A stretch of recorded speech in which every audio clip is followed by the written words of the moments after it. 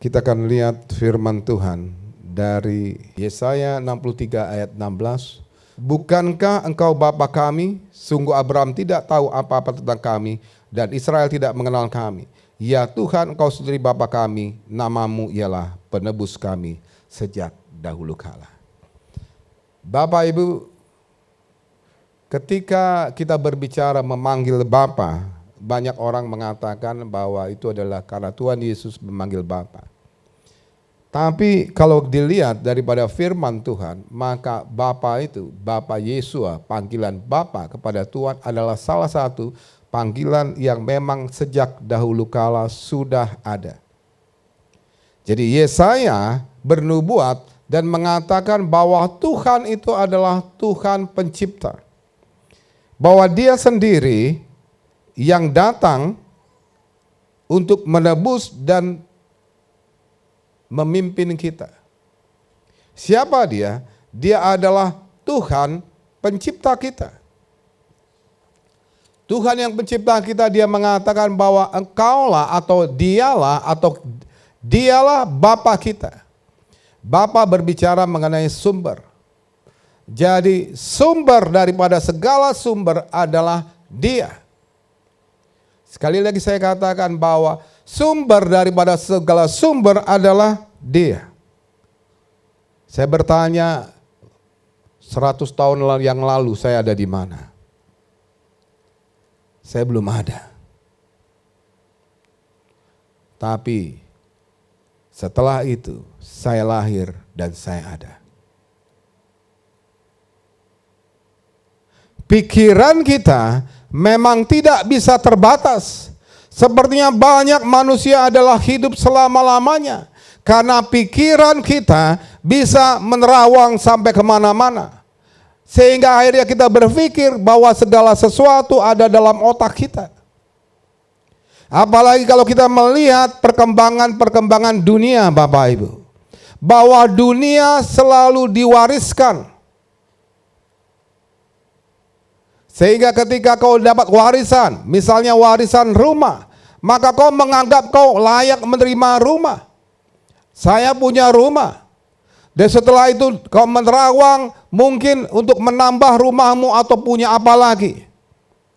Tapi Bapak Ibu, saya mau katakan sebelum kau lahir, maka kau tidak ada. Dan sekarang ada. Siapa yang menciptakanmu? Siapa yang begitu mengasihimu sehingga dia menciptakan engkau? Dialah pencipta kita. Ketika dia menciptakan, dia bisa menciptakan dari yang tidak ada menjadi ada. Dan itu adalah engkau. Saya.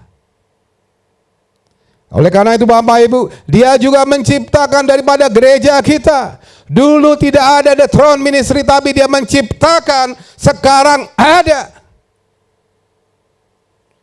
Kenapa? Karena rencananya.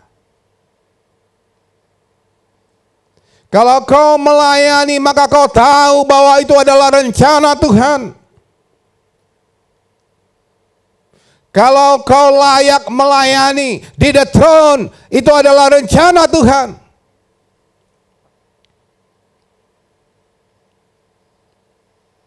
Jangan anggap enteng.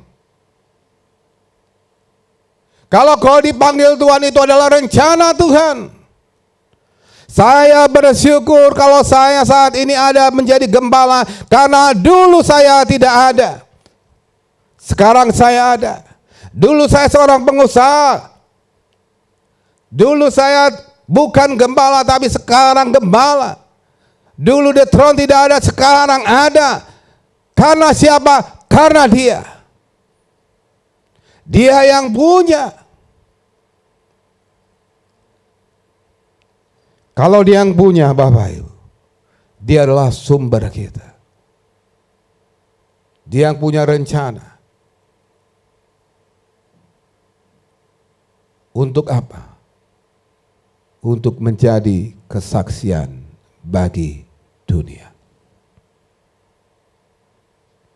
Oleh karena itu firman lagu, engkau telah memanggilku dan memilihku untuk apa?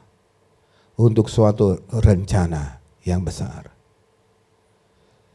Sekali lagi Bapak Ibu, kalau kau tidak mengetahui mengenai dirimu, maka kau bisa menganggap enteng segala apapun juga.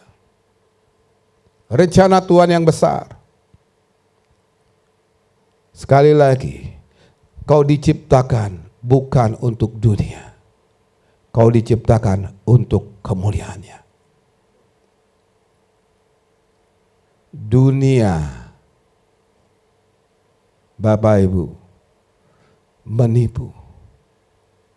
Kenapa menipu? Sekali lagi saya katakan, ketika kau lahir, kau diwariskan oleh orang tuamu, kau sepertinya punya. Sepertinya rumah itu sudah ada untukmu. Tapi sebenarnya Bapak Ibu, bukan kau yang punya. Dulu yang punya itu sudah mati. Maka diwariskan kepadamu. Artinya apa? Kalau kau fokus dunia, dengar saat ini, apapun yang kau punya, kau tidak bawa apapun juga. Kenapa panggilan Tuhan itu begitu penting bagi saya? Kenapa rencana Tuhan itu begitu penting bagi kita? Karena Dia yang memanggil, Dia yang punya rencana. Kalau engkau nggak tahu, kau bisa menganggap enteng rencana Tuhan dan panggilan Tuhan. Dengar dimanapun kau berada.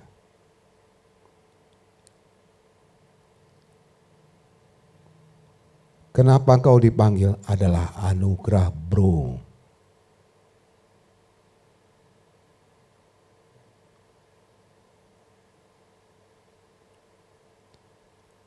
Kau dipanggil karena anugerah. Kau bukan siapa-siapa. Saya bukan siapa-siapa. Tapi karena Dia yang memanggil saya. Lihat. Dia mengenal. Yesaya berbicara, Abraham pun gak tahu mengenai tadi. Cucu-cucunya. Orang tuamu tidak tahu kamu jadi apa nantinya.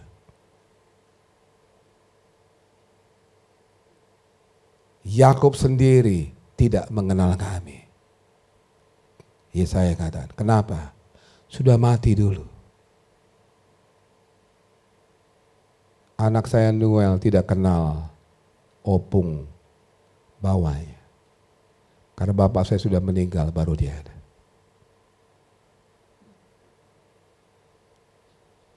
Tapi Tuhan mengenalmu. Tuhan mengenalmu, bahkan Dia menebusmu.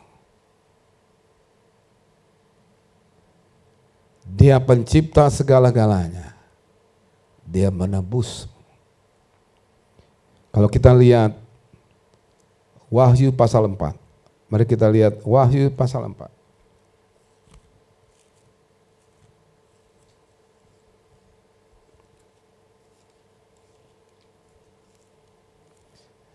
Wahyu pasal 4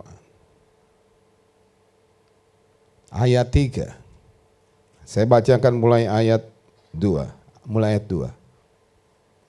Segera aku dikuasai oleh Roh, dan lihatlah sebuah tahta terdiri di surga, dan di tahta itu duduk seorang.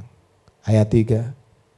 Dan Dia yang duduk tahta itu tampak bagaikan permata yaspis dan permata sardis, dan suatu pelangi melingkupi tahta itu gilang gemilang bagaikan zamrud rupanya.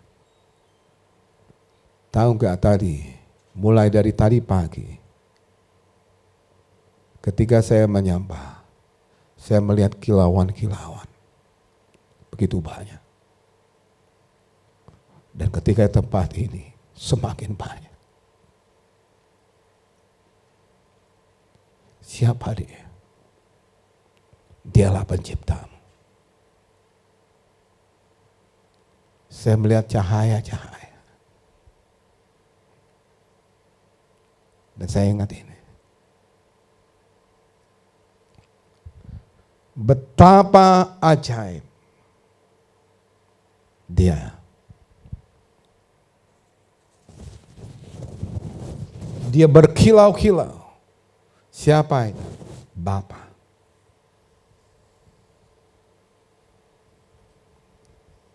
Bapa pencipta.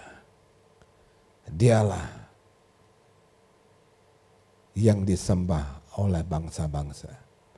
Israel menyebutnya, memanggilnya ketika, siapakah engkau? Maka dia katakan, akulah aku.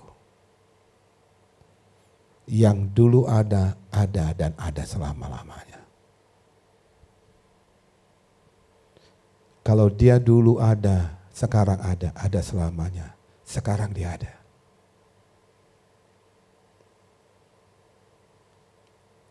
Ketika saya melihat itu saya tersungkur, Bapak.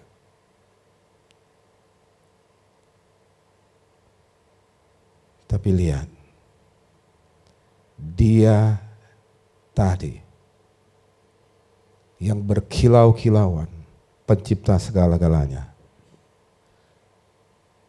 Yesaya 63 tadi mengatakan, dialah penebusmu.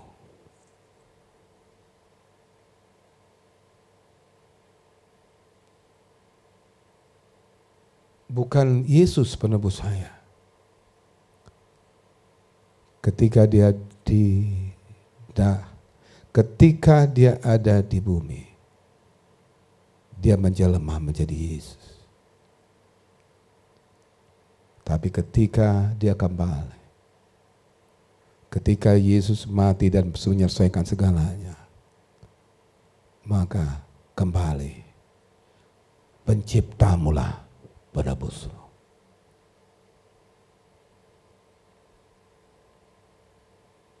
Dahsyat Bapak Ibu. Rencana yang besar dan ajaib. Makanya saya katakan, tidak pernah dia punya rencana yang kecil. Dia punya rencana yang besar dan ajaib bagimu.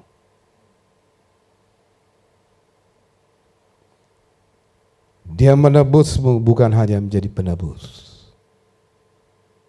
Banyak orang yang bingung dan mengatakan, mari kita memuji karena dia menebus engkau. Banyak orang mengatakan, mari kita sembah dia karena dia baik. Banyak orang mengatakan, dia adalah sahabatku, ayo Tuhan. Tapi ketika kau sampai ke tahta, kau akan berlutut. Tuhan, kaulah penciptaku. Terima kasih. Kaulah penebusku. Kaulah yang punya rencana bagiku. Rencana yang dahsyat Bapak Ibu. Oleh karena itu, saya enggak panjang-panjang. Saya simpulkan. Apa rencananya bagimu? Kita lihat. Yohanes 4 ayat 23. Yohanes 4 ayat 23.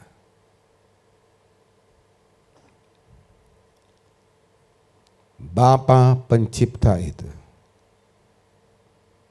saatnya akan datang dan sudah tiba sekarang bahwa penyembah benar akan menyembah Bapa dalam roh dan kebenaran, sebab Bapa menghendaki penyembah demikian.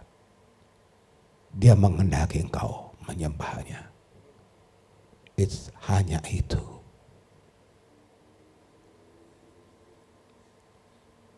Hanya itu menjadi penyembahnya. Jangan sembah yang lain.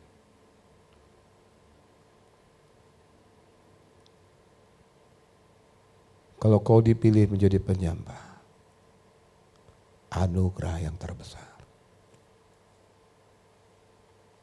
Ada dua penyembahan. Pertama, dalam roh. Berbicara mengenai apa?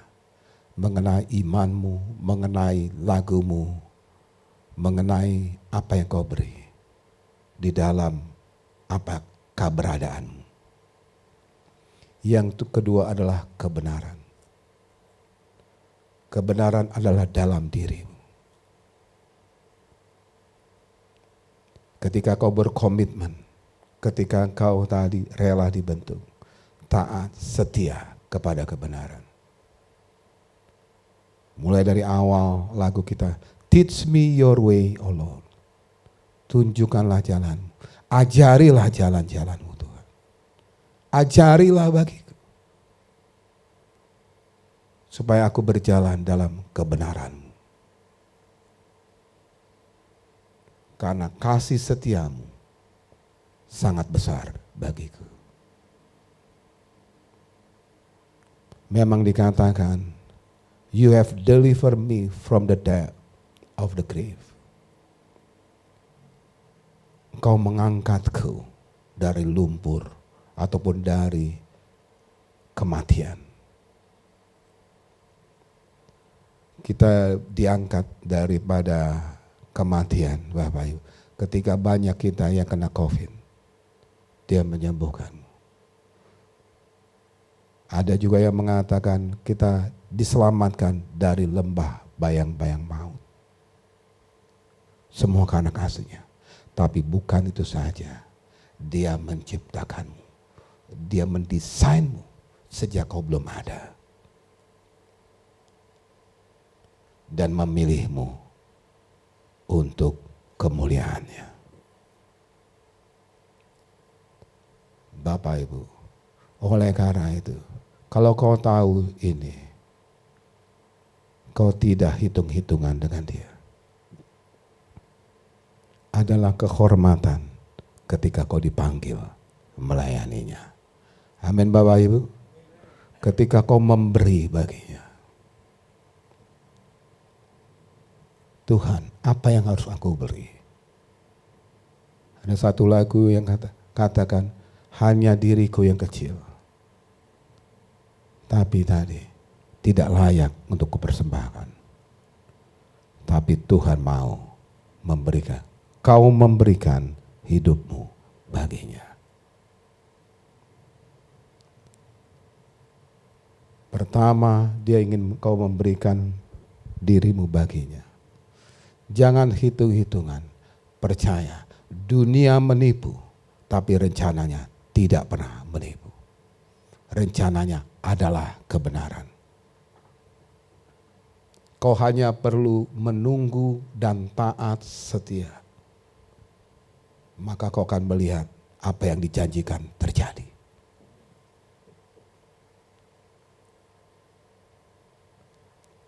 Enggak perlu bersungut-sungut. Enggak perlu mikir-mikir. Rela dibentuk, taat setia. Maka Dia pasti menggenapi janjinya. Apa janjinya? Yohanes 10 ayat 10. Yohanes 10 ayat 10. Pencuri datang hanya untuk mencuri, membunuh, dan membinasakan. Tapi aku datang supaya mereka mempunyai hidup dan mempunyainya dalam segala kelimpahan. Ada 4 di surga yang menjadi lambang apa yang dia punya. Lambang singa, bicara kuasa. Dia memilihmu untuk punya kuasa. Doa-doamu punya kuasa. Hidupmu punya kuasa. Kalau kau bekerja sungguh-sungguh, kau punya kuasa. Kau pasti berhasil. Karena Dia tidak merencanakan yang jelek bagimu. Yang kedua adalah tadi lembu, berbicara kemakmuran, kekayaan. Apakah itu adalah teologi kemakmuran? Teologi kemakmuran adalah salah satunya adalah kau juga diciptakan untuk mempunyai kemakmuran. Tidak ada orang yang tidak mau makmur. Dia mempunyai segala sesuatu. Dia bisa berikan kepadamu. 3 adalah burung nasar yang terbang. Bicara hikmat-hikmat itu. Hikmat-hikmat ada kepadamu. Kepintaran ada padamu. Dan manusia berbicara tadi. Untuk kau bisa mengasihi sesamamu manusia.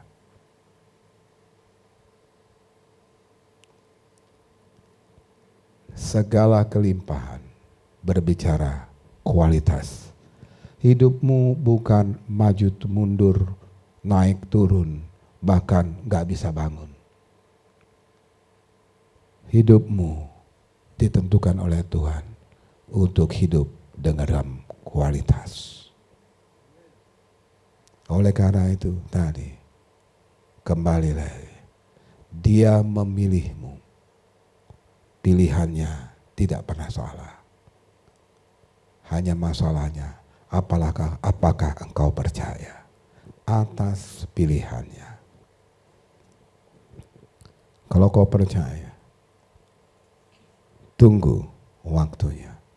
Segala sesuatu Dia akan genapkan dalam hidupmu. Bapak Ibu, Yesaya pasal 62. Saya bacakan mulai ayat 1. Oleh karena Sion aku tidak dapat berdiam diri, dan oleh karena Yerusalem aku tidak akan tenang, sampai kebenarannya bersinar seperti cahaya, dan keselamatannya menyala seperti suluh.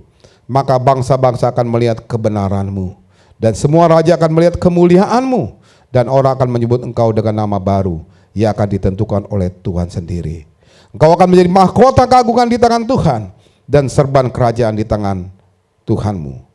Kau tidak akan disebut lagi yang ditinggal suami, dan negerimu tidak akan disebut lagi yang sunyi, tetapi engkau akan dinamai yang berkenan kepadaku, dan negerimu yang bersuami, sebab Tuhan telah berkenan kepadamu, dan negerimu akan bersuami.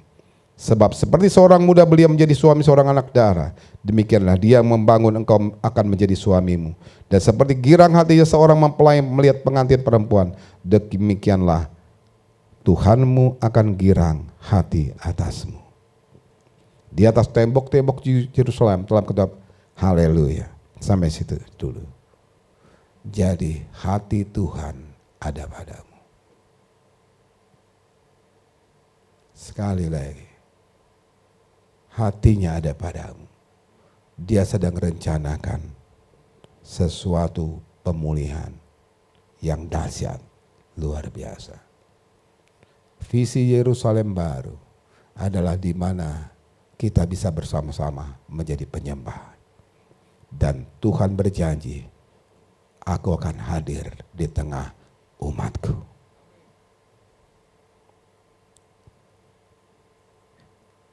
Bangsa-bangsa akan melihat kebenaranmu. Raja akan melihat kemuliaanmu. Dan orang akan menyebut engkau dengan nama baru yang ditentukan oleh Tuhan sendiri.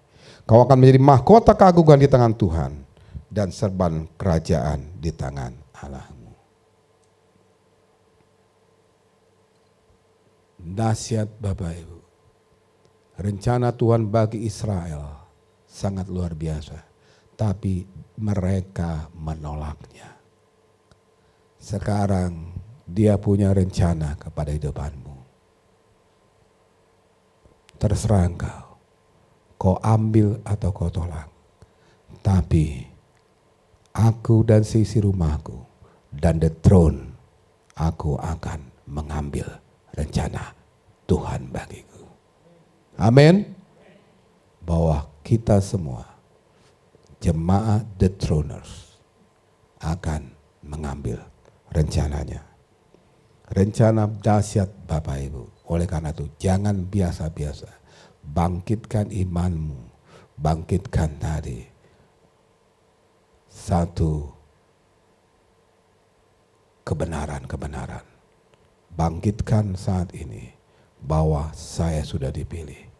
Kalau kau sudah dipilih, saya percaya tidak ada yang dapat mengambilnya daripadamu. Amin. Berjalan terus, Tuhan memberkatimu. Haleluya.